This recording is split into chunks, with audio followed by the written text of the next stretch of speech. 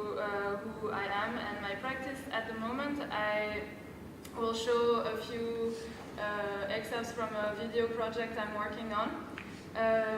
Last year I received a grant from the Stimuleringsfonds, which is a grant here in the Netherlands that is generously giving money to artists and designers. There is a lot of different ways to get funding. We also at Hackers and Designers are funded by Stimuleringsfonds, but I received a talent development grant, and I'm now finishing this project with that. And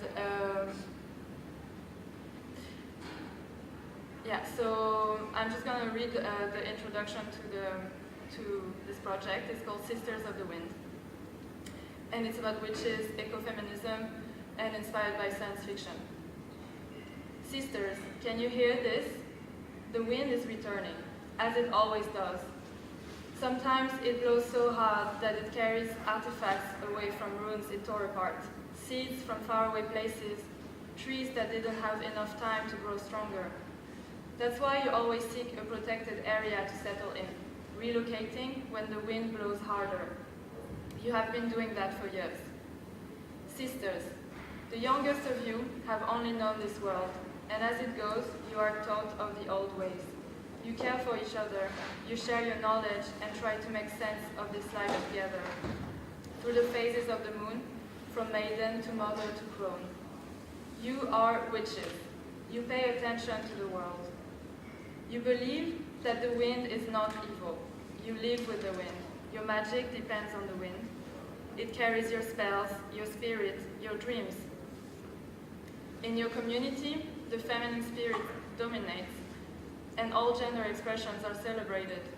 You believe that you are all sisters, so are all the beings around you. A plant is your sister, a bird is your sister, a bug is your sister. So this is the introduction. Wait, how do I get this out? It doesn't go out. I never used Keynote before. I have no computer. No, like this one?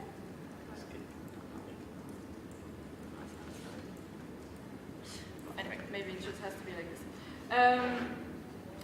So this is the introduction from a series of 7 videos that I'm working on that will also be taking part or play a role in a live action role play that I'm designing.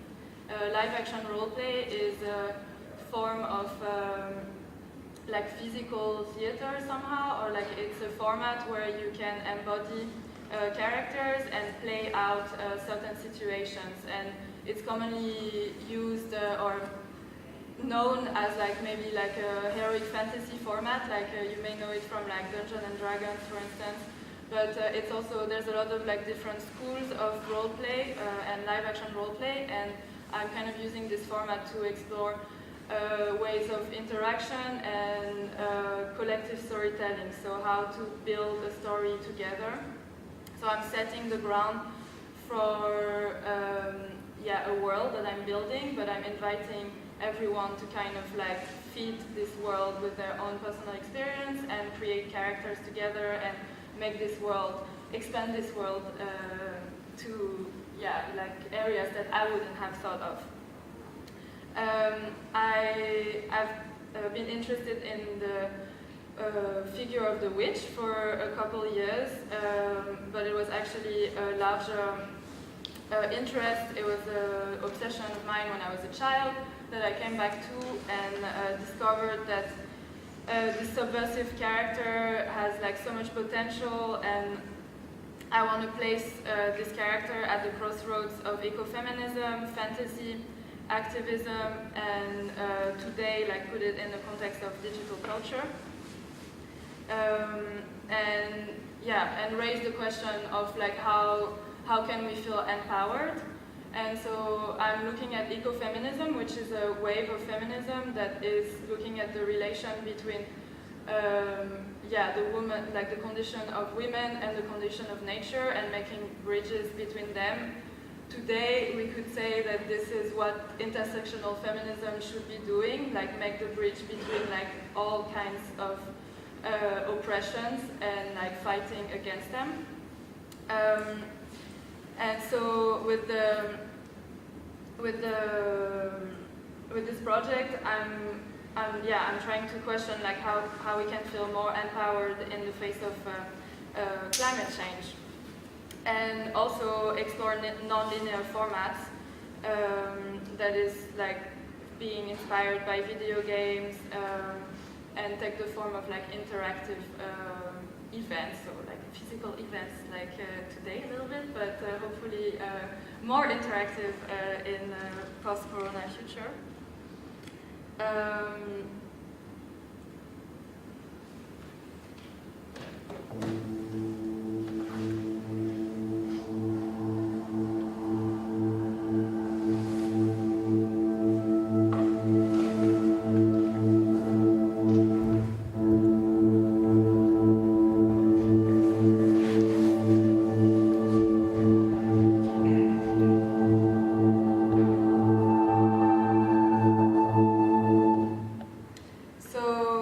How to feel more empowered, how to go beyond helplessness or guilt, and how to challenge and unlearn the dominating spirit of patriarchy. These are things that I'm trying to explore in this project, and doing so I'm learning from this character of the witch, which is marginal, powerful, and disruptive. And that has this unsettling relation to nature. I'm wondering like how to embody this legacy of witches, how to change this image also of a witch that is supposedly evil, or that we have learned is not to be celebrated. And as part of the project, because it's a lot about world building, there's a lot of things that I have to figure out, including like what does the culture of this world look like, what do they celebrate, and I've been exploring this with a contemporary dancer, and we looked into trance and ecstatic dancing to kind of explore like another version of a witch, or like go in line with these kind of ritualistic practices of trance and ecstatic dancing. So yeah, as I've been saying, the witch has been portrayed as evil, and in line with many waves of feminism that have been rejecting the bad reputation of the witch, I am creating a world of enchanted creatures, a family unruly, unapologetic, that live a life of their own, holding responsibilities towards their community and nature, and I propose to not even make a difference between those two. So what can we learn from insects if we listen to them carefully? Or what can we learn from mushrooms?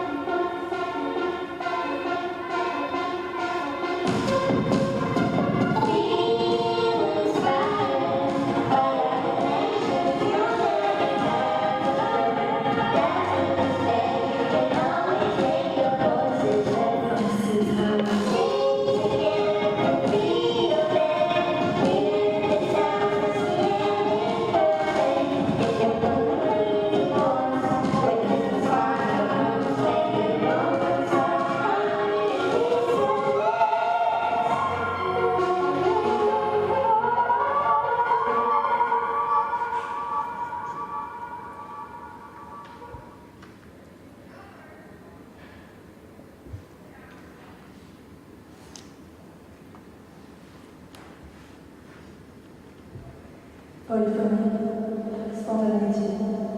Polyphonie, spontanéité. Polyphonie, spontanéité. Polyphonie, spontanéité.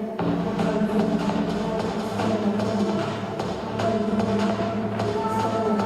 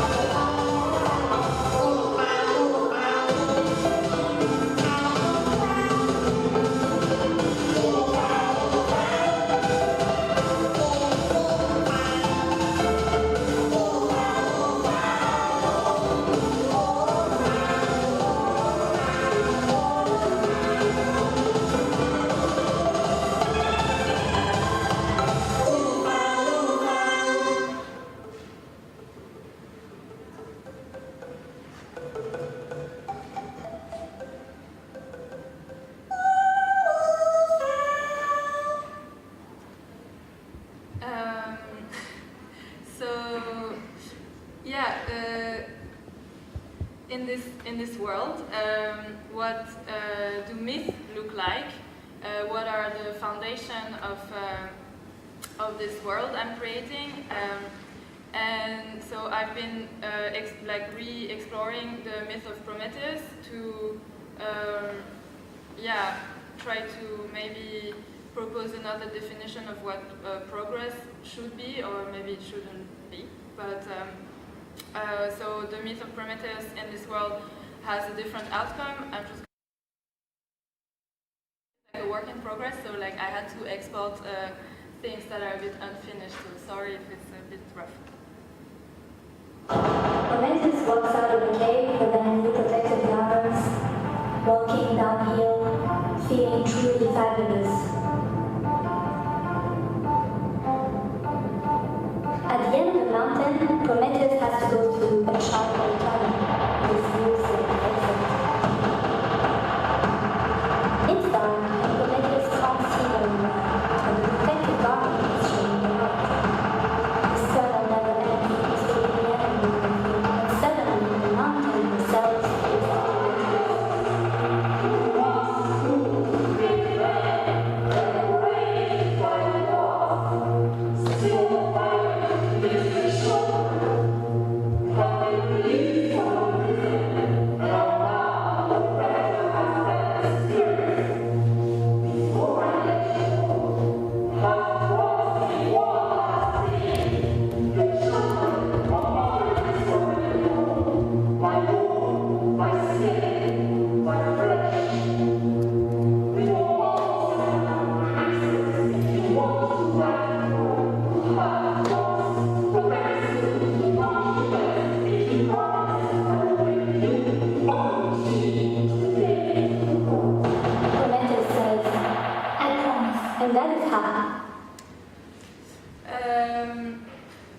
so for instance, I just finished making the sound and it's not mixed at all, so like it's hard to hear everything.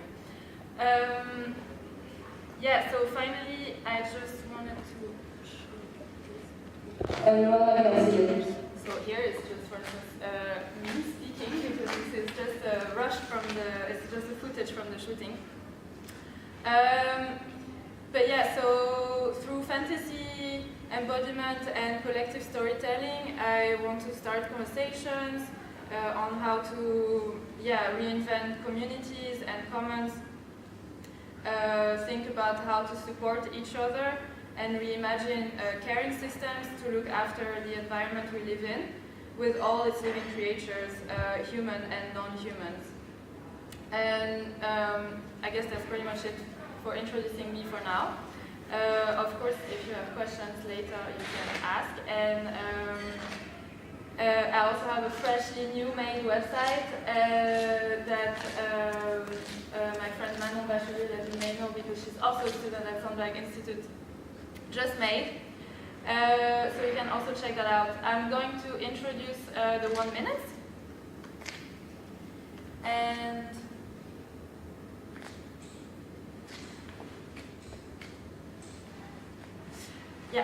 so the 1 Minute Foundation produces and distributes 1 minute videos that are made by artists and students, offering a stage for people to create, engage, and connect. So the 1 minute is actually present in a lot of different ways, in museums, in institutions. There's different forms to it, and it's often presented in like the Partners Museum. You can see the list on their website. Every year there's also a big exhibition in China that is like showing the series of the year. And they also not only organize workshops at Sandberg and in other schools, but also with the 1 Minute Junior, as Anna mentioned.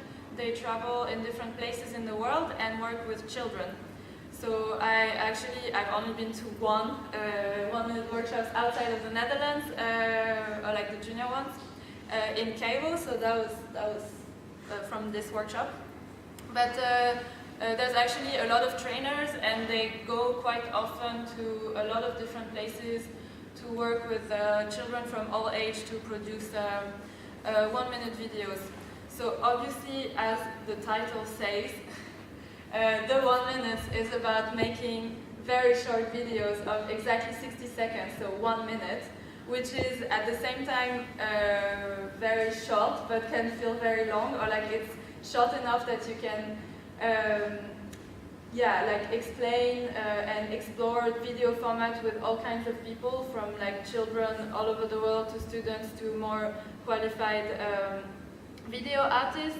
And yeah, it's a very interesting format because you can tell a lot in 1 minute, but also it's accessible to anyone to submit something. Where am I now? Yeah, so it's like the 1 minute actually exists for like a really long time, like probably as around when Soundbag started, more or less. It's every month, more or less. I think it's a little bit less now because of everything that's happening. But there is a series that is curated by an artist, and depending on the on the open call and on the theme this artist wants to explore, people can submit videos. It's very open. The only constraint is that it has to fit between this 60 seconds, 1 minute video. So here are some of the series that you can actually either see online or at least watch the trailer for that have been finished. Some of these artists, like Jessie Darling, for instance, have been coming at Soundbag to give a workshop. So in this series, there are works from students from last year. I think in this one too, Artificial Scarcity, I think Harm also came to give a workshop, and the series was later presented at the Stedelijk Museum. Melanie Bonayo also curated a series. And I also curated a series. Actually, I created 2 series, but the latest one was on witches, and it was last year. I gave a workshop here at Soundbag. So how it usually works is that an artist is asked to propose a theme and creates an open call. So you may have seen Celine's open call. If not, you will see it later. So for instance, in my case, I put this open call out there, and then people just sent in videos. But I also gave this workshop, and from this workshop I could select some videos. But what is also great if you submit a video is that it immediately becomes, not if you submit it, but if you are selected, but in your case as students, your submissions are part of the collection. The collection of the 1 minute is actually around 10,000, maybe even more, like 17,000 videos that are online, and it's, let's see, where is it? It's hosted somewhere. It's the archive for moving image. Yeah, we can show you how to access it later because it can be actually very interesting to look into. And so, as a guest curator of the 1 minute, you can look into this archive, which is like quite overwhelming, but also very interesting because there are things there from the 90s and a lot, like a huge variety of moving image. And for instance, if someone is selected for one series, they can also be selected again for another series since they're part of the 1 minute collection. And so, huh? That if you're selected, you get 50 euros? Yeah, I think, yeah. So if your work is selected for a series, you also get 50 euros for your video being selected in that series. And if it's reselected for another series, I think it's 25 euros. It's symbolic, but still, it's something. So, let's, So, but for instance, like when I was the video that from Rei Hayama that I'm going to show you, that was part of another series from 2018, Dreaming the Dark, Hands That See, Eyes That Touch, curated by Anna Vaz. So that's the video.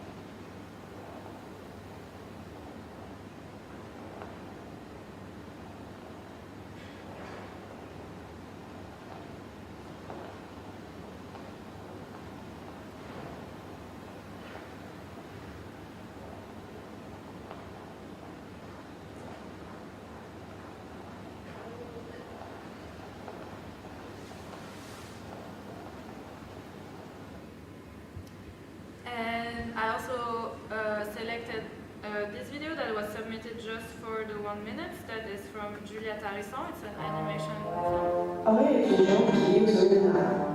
Le soleil est tout proche. Elle n'a pas d'amis à cause d'une neige de cheveux rebelles dont toutes les filles se moquent. Oksana est une sorcière. Son plat préféré est le papa nazi, étant donné qu'il ressemble à une saucisse. Un matin, Oksana se balade dans la forêt des grands baobabs. Aurélia essaie de dompter ses cheveux avec une barrette à poing. Mais la barrette ne sort plus loin. L'énorme barrette tombe du ciel et atterrit devant Oksana. Je vais reprendre la caméra. Oksana s'envole. Elle monte, les arbres sont immenses. Les deux femmes se regardent et se serrent la main. Je m'appelle Aurélien. Tu as de beaux cheveux. Tu le penses vraiment? Bah oui, je hais les mensonges, je n'en dis pas. Les deux filles sont heureuses de leur réponse respective. La compétition ne va pas exister entre nous. C'est agréable de contenir une femme. Aurélia est émue pour le mensonge d'Oksana et des larmes de ses yeux. Tu veux être mon ami? D'accord.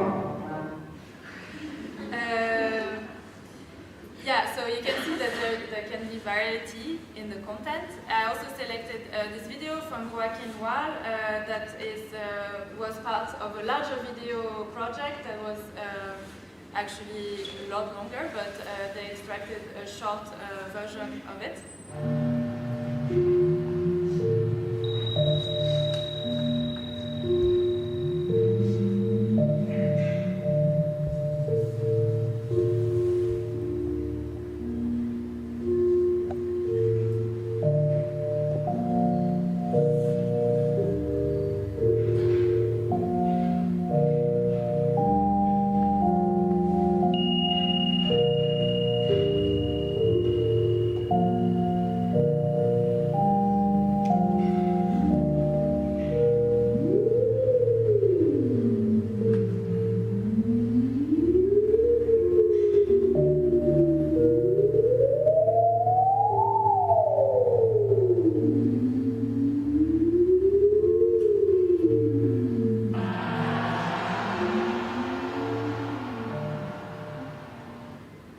And actually, so every year there's this 1 minute international competition in China.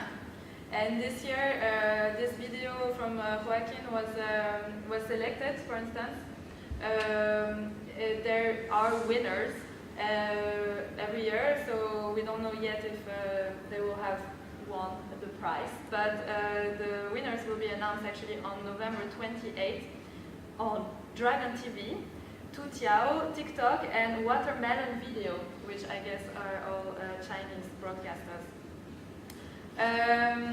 But yeah, so basically once the series is finished, Studio Moniker, which is a design studio in Amsterdam, is making a trailer, so it's always the same format, and you may recognize it later or you already know about it, but it's always the same format and it's also a 1 minute.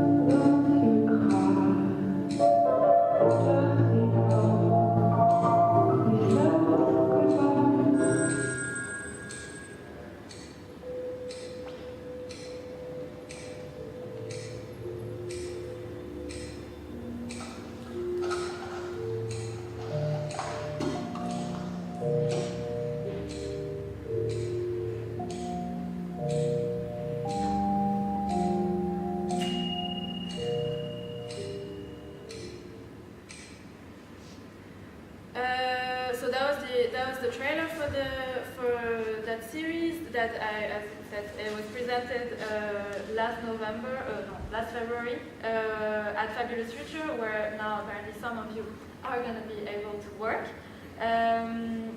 So yeah, I presented my series there. I made this tent together with Fabulous Future. Okay, go! What's happening? There is still a video.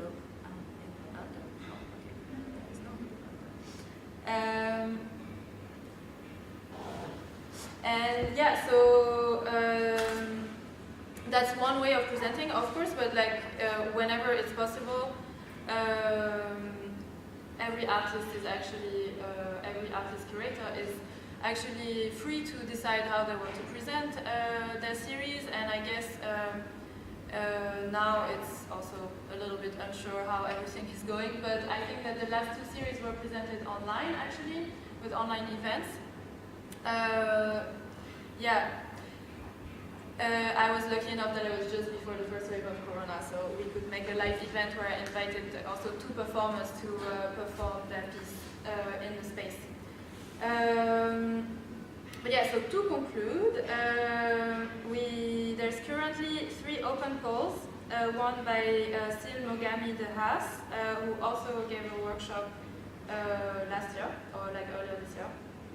One from Larry Achampong and David Blondy, and of course the one from Salim, who is going to introduce himself and also a little bit the topic of the series, and we will watch together the open call. But before I leave the stage to Salim, I just want to say that so this is on the page of the website on Participate.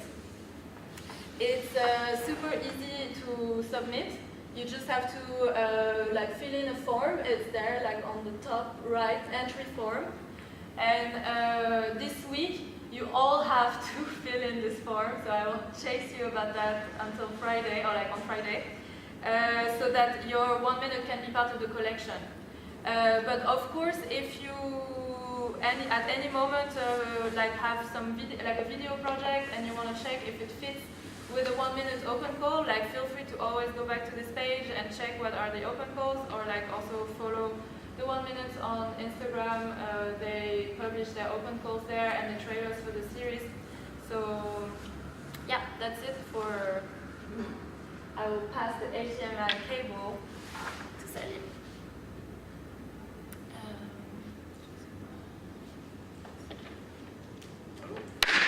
Hello? Yeah.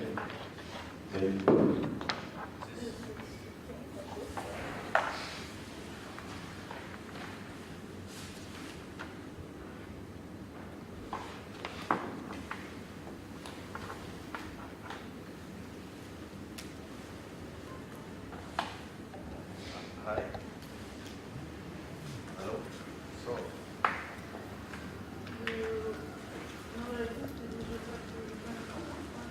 Hello. I think it's on. It's on. Can shout. No, but it's it was working earlier.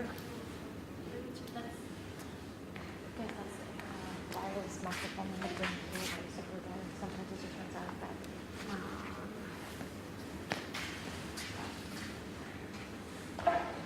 Is it okay if I'm like this, or you want me to move? Yeah, I just zoomed in. Okay. But as long as we go a little towards the back or something, thank you. But it was off. Yeah, I could ask.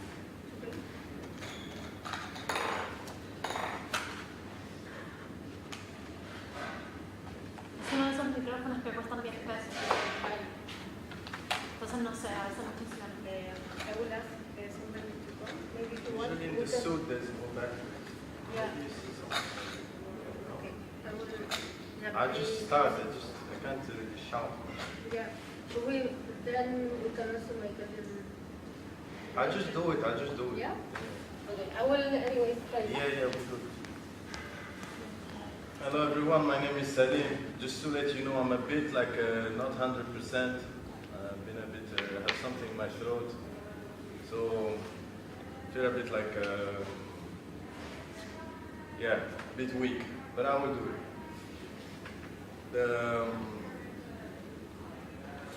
This is my sink.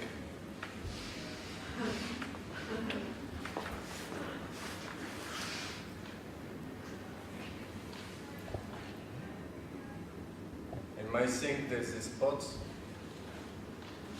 Let's have a closer look at this one on the left. This purple one right behind the yellow glass container. where I keep all my work. Let's open the lid and have a closer look.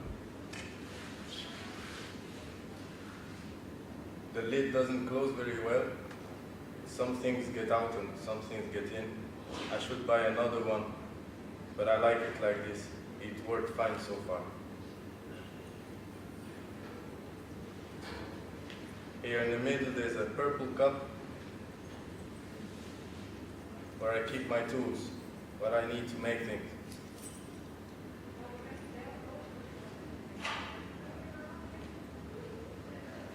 Sometimes in the morning, I come to the mirror and I look at myself. Oh, there's something in my forehead. Let's have a closer look at it. Oh my God, it looks horrible. It's very ugly.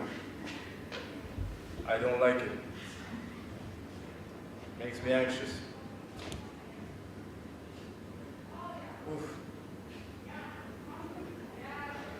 But oh well, I don't have time for it, to fix it. I don't have a special cream or anything. I just keep my day going, and maybe it gives me some distinguished look. If someone else looks like me, you probably don't have a zit in the forehead in the same location. This is my mouth. Closer, looks like this. Side view of my tongue. Actually, it doesn't really look like this. This weekend I had swollen tonsils. It looked like this. See this area? It's inflamed. This was on Friday, Saturday, Sunday, and this morning. So I feel better. This is how the tongue looks isolated. It's my tongue. It has a bit of Arabic. The body is made of Darija. I'll talk about it in a bit. Feet is English and French. Keeps you going. Arm made of Spanish. And a shoulder made of Netherlands. It's smaller than this. The thing is that they're all not equal like this. There's a hierarchy between them. I see them as roommates in the same flat. Spanish thinks that French eats his cheese. Comes back, doesn't find it. Blames English. English thinks that Arabic sleeps with Netherlands girlfriend. They are jealous, they hate each other. Darija opens the balcony, starts raining, and just leaves the rain make Spanish underwear wet. Just out pure viciousness. And then they all get drunk and forget about their problems. And they are friends again. Darija is this language, I like to say it as a language, not everyone. Moroccan Darija is spoken by over 32 million people, and is basically this language that is not officialized, doesn't have an academy or institution. It runs wild, and it includes anything that runs into. It's mostly based on classical Arabic, has some Amazigh or not, or Berber. The right word is Amazigh. French, Spanish, and English words. It just includes whatever finds in its way. And there's no one to come and tell you that it's wrong or right what you say, because there's no real rules. Right? Thank you. This meme that I found explains it very well. It's in the same family, and Moroccan Darija is this not well understood language, but shares the same father, because it's all the way on the west. And everybody loves it, but nobody understands it. For example, this is the new Prime Minister of Algeria, Abdelmjid, and I will not say his last name. You can read it. Don't do it out loud. His last name in Tunisian means bread. And in Morocco, it means female genitals in a very vulgar way. So you can imagine family meetings while watching Algerian news. It's very embarrassing. So I like to see this tongue that I constructed and I have as a battlefield and a crossroad where you can watch these tensions between these languages. So why are my friends embarrassed when we speak Arabic in the streets of Toulouse or Lille? Why is sometimes English seen as something kind of cool? And why does Arabic provoke certain feelings in people? Mitsubishi released this car a few years ago. It's called Pajero. Sometime later they changed its name to Montero because they later realized that Pajero in English means wanker. I like this work by Mladen Stilinovic. An artist who cannot speak English is no artist. We are all here because we can speak English. Shouldn't forget about that. And there's obviously a hierarchy in English. It's doing too well. That's why I invite and I'm open to slaughter English as soon as you can and want. It's okay to slaughter languages as soon as they get a bit cocky. You just speak it as bad as you can sometimes. And with all the accents that you might get from your guts. So I like to see that my work has this tongue that I let run until exhaustion. With all its tensions that are in its core, and contradictions, and violence, and beautiful moments. It sweats, and then there's some drops that are not interesting, and some are beautiful pearls. Oh, I've been spitting on the mirror. Let me wipe it off. I'll keep this one for later. On the sink, I like to keep all the things I have absolutely no doubt about, such as the best way to do things, who I am, where I will settle, or the fact that I will never go back to Morocco. Here in the source, that's where the water comes from. It's my origins, supposedly, or what I inherited or stole that I was from. And things like I grew up with, like, should kiss the bread before throwing it away. I grew up doing that. I still do it. It's embarrassing. On my Sharifian blood, I have blood that goes all the way to the best friend of the Prophet Muhammad. I'm a noble, according to my family, a part of it. It should be very... But anyway, I'll go back to the sink. And I know how this water tastes like. It's a bit tasteless. It's boring. It's transparent. Doesn't have any flavor. So I keep this little waffle next to it. And what I do is I bite it and then drink the water.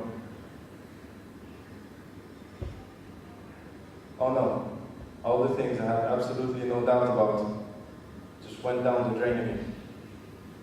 It happens every morning. It's time to brush my teeth. Here I keep my toothpaste. Oh, there's no toothpaste this morning. Thankfully, I keep one of my favorite sandwiches next to it. It's made of 2 buns. The topmost one is exciting belief systems. You know, things that get you excited, but you cannot really understand why. You don't really have an explanation. But you're excited about it, and you believe in them. It's nice to have that. The bottom bun is this enchanted technocracy. Data, facts, things that just explain reality in a very plain way, straightforward. It's useful, So what I like to do for my work, or I try to do sometimes, is squeeze it as much as possible. And this juice comes out of it. And it's a good replacement for toothpaste. And in the middle, I kept this thing that I did last year. I'll talk about it. Welcome. This is what happened to me in 2019, 2020. This was my studio at the Rijksakademie. It looked like this. It was mostly my computer and these tatami mats in front of it. They took 2/3 of my space. I was a bit intimidated by the space, so I kept them there, because the void of it was a bit not very, I couldn't bear the void of it, because it means that you don't do anything. So I kept these tatami mats. A top view of the studio. The mats. So from my computer I started to imagine things in the space. Pieces of burnt bread spread around the floor, scanned from my auntie that gave me this burnt bread. She burnt it and gave it to me. She thought that I might be interested in it.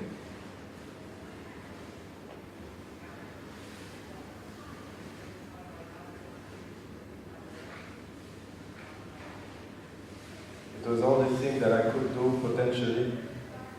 Ambitious work, big sculptures.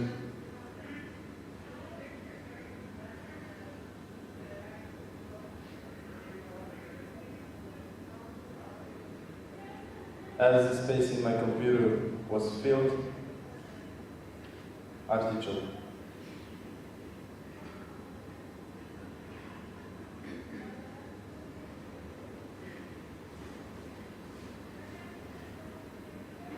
At the same time, I was making small work, experimenting with materials, doing little sketches and drawings.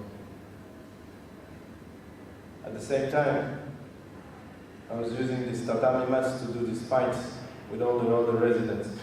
So I organized this workshop of Brazilian Jiu-Jitsu. I train Jiu-Jitsu. I'm not very good at it, but I can share what I know. Every Monday and Thursday, people will come and fight together in the studio. We wrestled. We did more than 45 sessions, the whole year. People coming from everywhere that you don't really know, and you start fighting with them.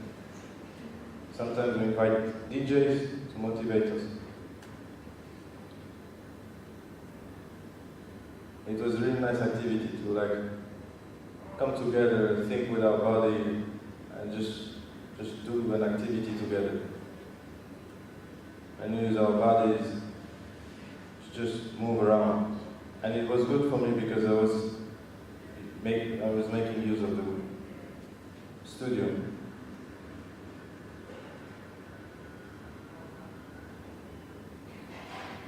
This is the last picture we took to celebrate the end of the year, where we all choke each other while smiling.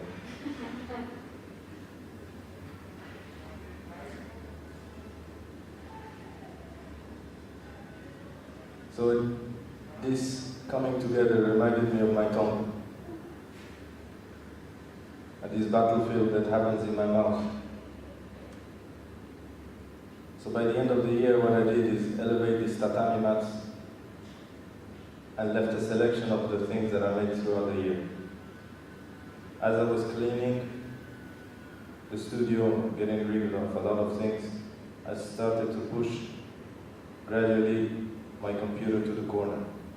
I didn't have a laptop and I don't like laptops. So I had this fixed computer that was pushing to the corner. It was in the corner, but because visitors come to look at your studio, thousands of them, I thought that it might be in the way, so I decided to put it on the top of the corner, so I don't bother anyone, and all the visitors can enjoy the work. Once there, I started to point at objects and improvise on them.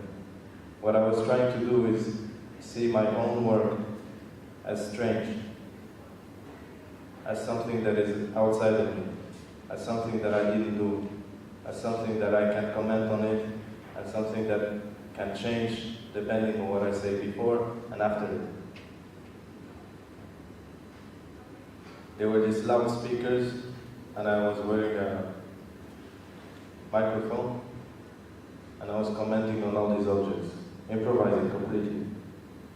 On Wednesday, I started with this very shy 5-minute speech, and on Sunday, I couldn't stop talking for 45 minutes straight. So these things sometimes were just objects, sometimes they morphed into landscapes, and they were every time different depending on what I say before and after that. Because what I was interested in is the moment of creation of meaning. Sound? Maybe the sound? No? Ah, yeah, sorry. Yeah, my bad.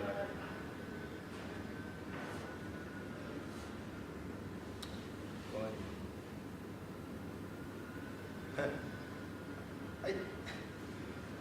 I cannot.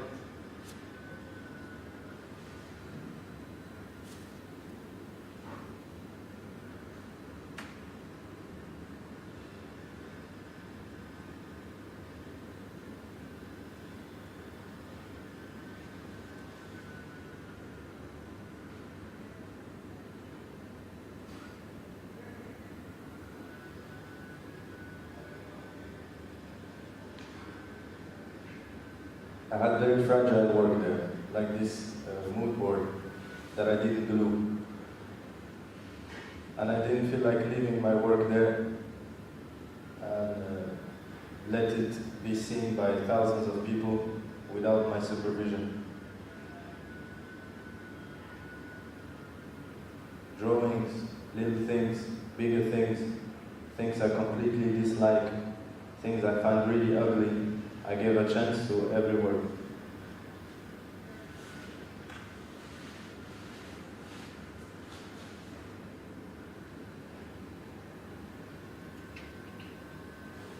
For the ones who weren't there, it's good I can't access this because... My Lord, oh my Lord, oh my Lord, oh my Lord, I think this is like this. Jojo, his friend, was Coco. Coco has this name with this deep throat sound. There is a coca. You can see a coca there. There's a coca there. Every time I go there, I read all my name. That was it for last year. We can talk about it later.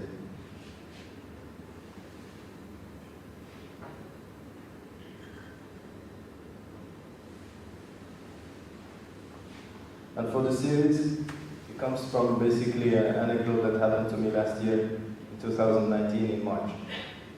As usual, I was going to my usual visit to the Tropen Museum to see what's going on there. At this moment, there were two exhibitions, Cool Japan and Longing for Mecca, at the same time. Can you imagine that in the same floor? Yeah, they don't care.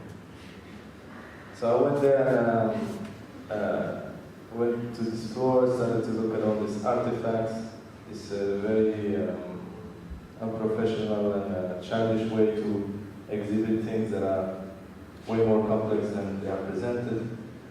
And I found myself in this vitrine where I saw this series of objects that you can buy in Mecca. I did this VR experience going to Mecca, and then I went to the Longing Cool Japan, saw some robots, hentai, and all the way down to the desk. At the desk, I reported the thing that I saw.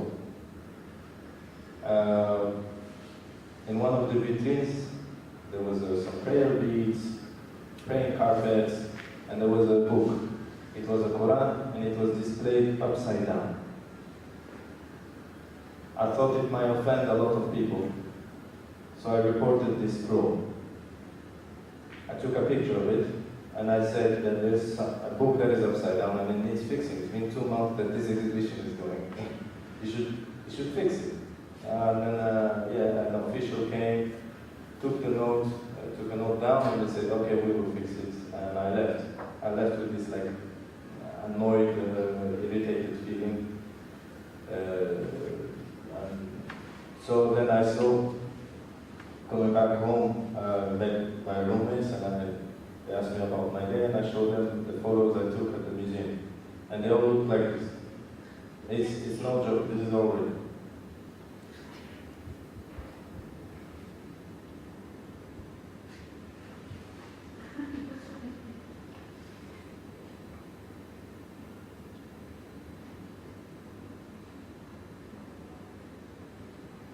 And I told them about this book that I saw upside down, and I showed them this picture. I had no proof that the book was upside down. I complained about it. And 2 weeks later, on my way to the studio, I find this pair of shoes in the floor. And they are not my size, so I thought I'll just do something with them. So I thought, let me just throw it at the facade of the Tropen Museum. It was exciting. I thought I would get arrested and all that. It was a nice adrenaline rush.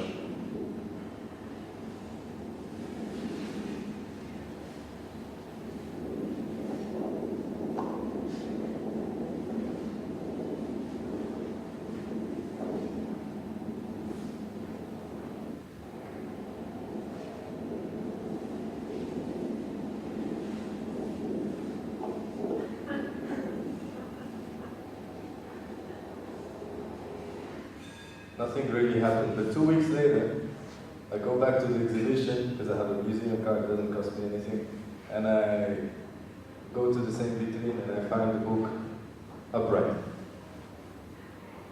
So then, immediately a series of questions started to raise. One, was really the book upside down since the beginning? Or did my mind make it up?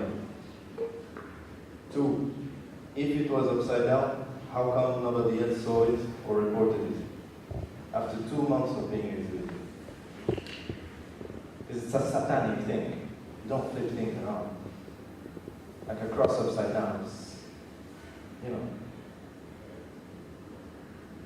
3, did my state of being upset and irritated influence what I saw? Knowing that we receive information in our eyes upside down, and then it's only our brain that flips it back. Was there a misconnection at that moment?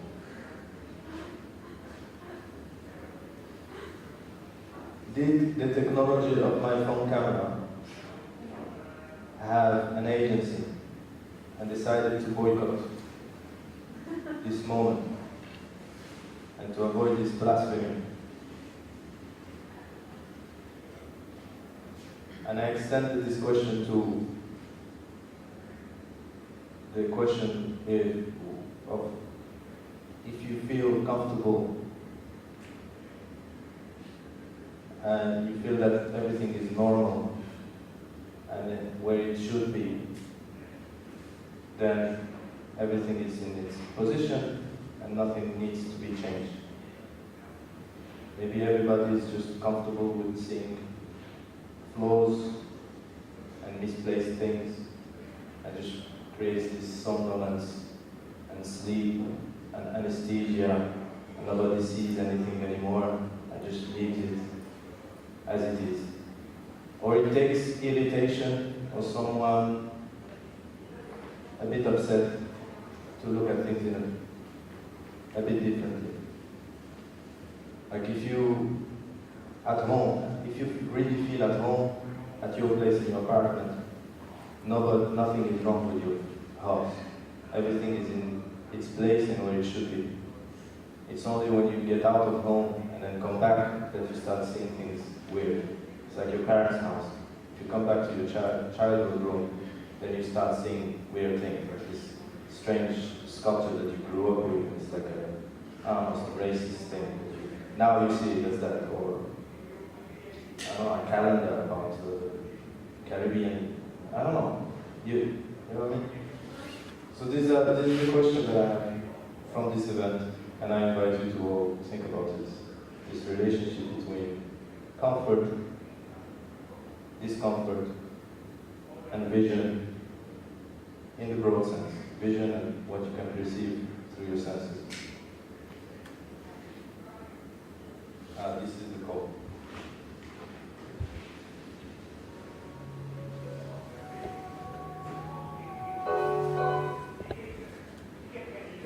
Sorry.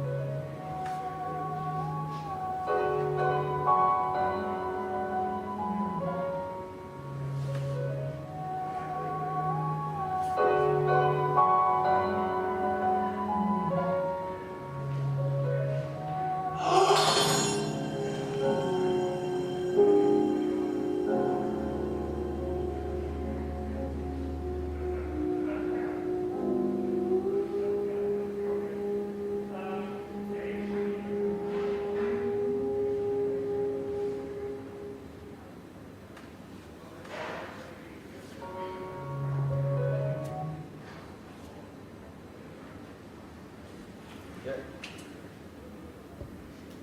That's it. Maybe we can have a break and then start talking about it and introducing each other. Okay.